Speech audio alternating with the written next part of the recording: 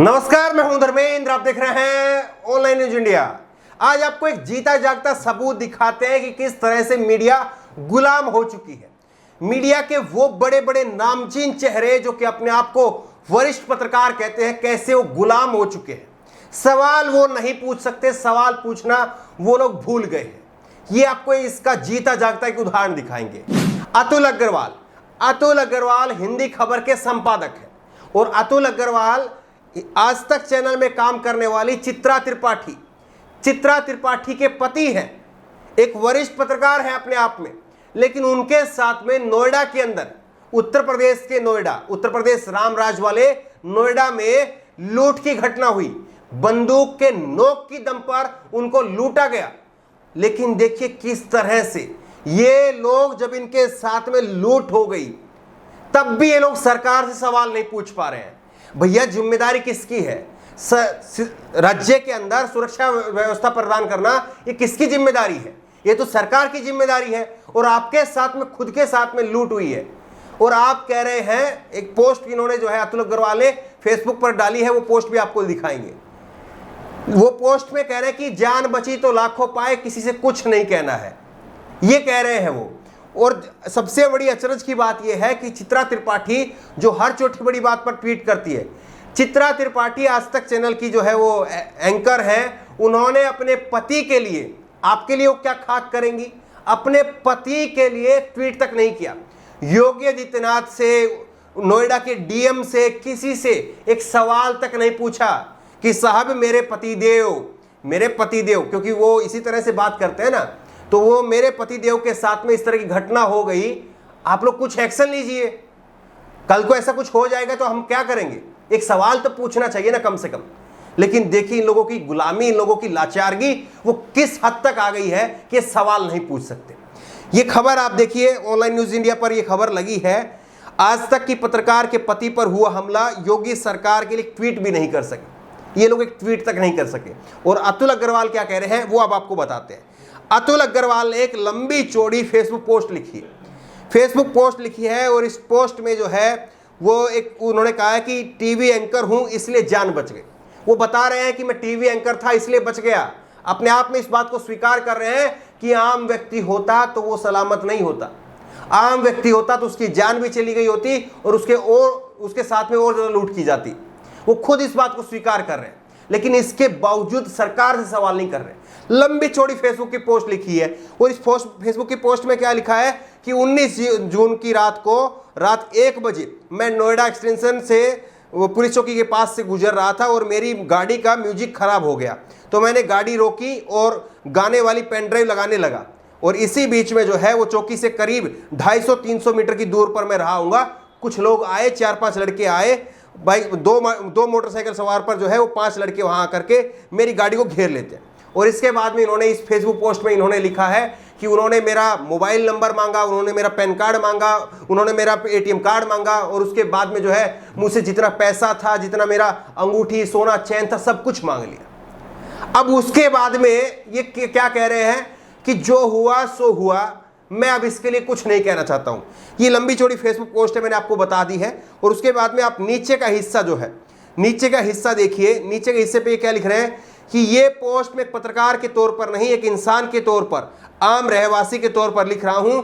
अपने पूर्वजों, शुभचिंतकों का तहे दिल से शुक्रिया अदा करता हूं जिनके आशीर्वाद से एक बड़ी विपत्ति टल गई, अन्यथा कुछ भी अप्रिय हो सकता था। पीठ पीछे उन बिगड़े लड़कों का भी धन्यवाद करूंगा जिन्होंने मेरी जान बख्श दी। ईश्वर उन्हें सद्बुद्धि दे और सही रास्ते पर लाए, प्रार्थना ये करता हूं। ये प्रार्थना कर रहे हैं साहब। आपका काम प्रार्थना करना नहीं है, किसी मंदिर के पुजारी नहीं है, किसी मस्जिद के आप मौलाना नहीं है। आपका काम प्रार्थना करना नहीं, आपका काम सवाल उठाना है। आपको सवाल पूछना चाहिए कि योगी आदित्यनाथ, नोएडा का प्रशासन क्या कर रहा था? आप कह रहे हैं कि मैं पेन ड्राइव बदल रहा था, ये मेरी गलती है। हो सकता है कि आपका वहां पर टायर पंचर हो जाए, कोई टायर बदलने के लिए वहां पर उतरेगा तो क्या उसको लूट लिया जाएगा? आप कैसी बातें कर रहे हैं? आप संपादक हैं, आपको इतना भी अनुभव नहीं है कि क्या सवाल उठाना चाहिए, क्या नहीं उठाना चाहिए।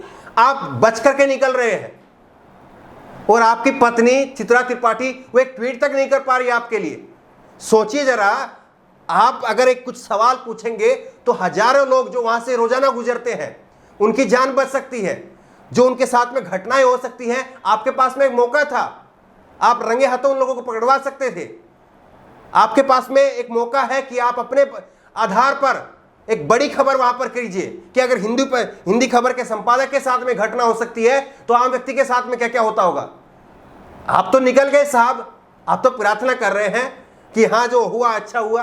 अरे सोचिए उन हजारों लोगों के बारे में जो रोजाना वहां से गुजरते होंगे, और आपने तो डर बैठा दिया उन लोगों के अंदर। रवीश कुमार बिल्कुल सही कहते हैं, एक डरा हुआ पत्रकार एक मरा हुआ नागरिक जो है, एक मरा हुआ लोकतंत्र पैदा करता है। आपने तो डर बैठा दिया उन हजारों लोगों के अंदर जो वहां से रोजाना गुजरते हैं।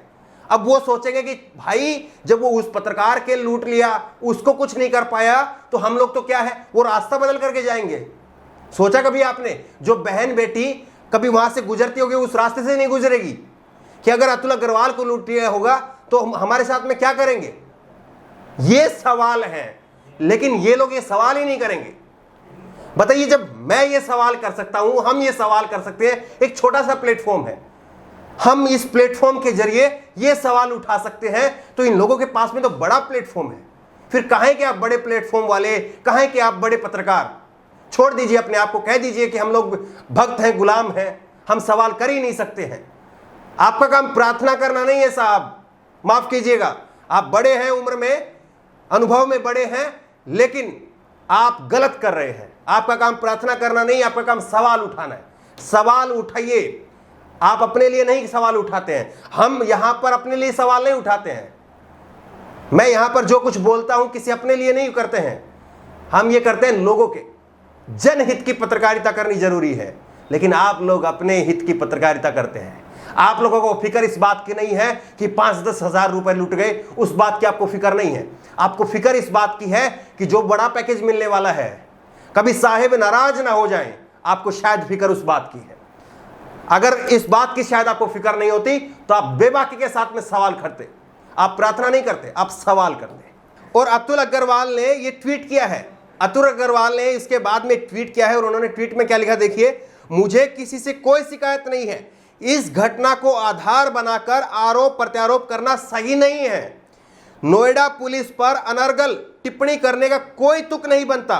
कुल मिलाकर जान बची तो लाखों पाई। सबक ये मिला कि सावधानी ही बचाव है, बेवजह यहां वहां रुकने फिरने से बचा जाना चाहिए। बताइए, ये लोग जो है वो नोएडा पुलिस की, योगी आदित्यनाथ की ढाल बन करके खड़े हो गए हैं। ये लोग ढाल बन करके खड़े हो गए कि साहब कोई नोएडा पुलिस प्रशासन को, कोई योगी आदित्यनाथ की सरकार को कोई कुछ ना कहे, उनके ऊपर टिप्पणी करना, अनर्गल टिप्पणी करना वो ठीक नहीं है। ये साहब कह रहे हैं इनके साथ में लूट की घटना हुई है, लेकिन उसके बाद में किस तरह से योगी आदित्यनाथ की सरकार और उनके पुलिस प्रशासन के जो है ढाल बनकर के लोग खड़े हो गए। और फिर ये क्या कह रहे हैं कि बेवजह यहां रुकने फिरने से बचा जाना चाहिए। और हमने आपको पहले ही बताया कि ये तो अपना पेन ड्राइव बदलने के लिए रुके थे। अब मान लीजिए कि कोई बच्ची वहां से जा रही है, मान लीजिए कोई बहन जी जा रही है और उसकी स्कूटी का टायर पंचर हो गया, तो वो पैदल पैदल जाए, स्कूटी को छोड़ दे, भाग जाए, क्या करेगी वो? बताइए आप। कमाल की हद करते हैं ये लोग। ये सवाल पूछना भूल गए, ये सवाल पूछना भूल गए हैं। इनसे आप उम्मीद मत करिए कि आपके लिए कोई सवाल पूछेंगे। इन लोगों ने बड़ी कंफर्टेबल एक राह चुन ली है कि अगर कुछ हमारा निजी तौर पर कुछ नुकसान हो जाए तो हो जाए, लेकिन सरकार को, और ये पता नहीं इन्होंने जो फेसबुक की पोस्ट लिखी है ये शायद रात को गुस्से गुस्से में लिख दी होगी और फिर बाद में पब्लिक हो गई, उसको डिलीट करके भाग भी नहीं सकते हैं, नहीं तो डिलीट करके भाग भी जाते हैं। बहरहाल, जिस तरह से अतुल अग्रवाल के साथ में जो कुछ हुआ है उसको लेकर के आपका नजरिया क्या है? क्या आपको लग रहा है कि अतुल अग्रवाल के साथ जो कुछ हुआ क्या वो सही है? और उसके बाद में अतुल अग्रवाल ने जो किया क्या वो सही है? ये एक बड़ा सवाल है। ये एक बड़ा सवाल बड़ी संजीदगी के साथ में हम पूछ रहे हैं कि क्या अतुल अग्रवाल ने जो कहा है अपने साथ में घटना हो जाने के बाद में नोएडा पुलिस की और योगी आदित्यनाथ की सरकार की, ये लोग बचाव कर रहे हैं, क्या ये सही है? क्या इन लोगों को प्रार्थना करनी चाहिए या इन लोगों को सवाल करना चाहिए? ये एक सीधा सा सवाल है। बेहद संजीदगी के साथ में और बेहद सम्मान के साथ में अतुल अग्रवाल से और आप तमाम दर्शकों से हम पूछ रहे हैं, क्या ये वाकई सही है या बिल्कुल बेतुका बयान है?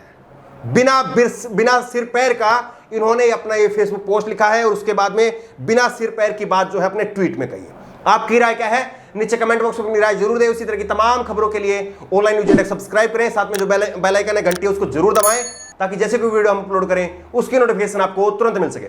धन्यवाद। इस खबर को अभी लाइक करें, शेयर करें, अभी चैनल को सब्सक्राइब करें और घंटी जरूर दबाएं।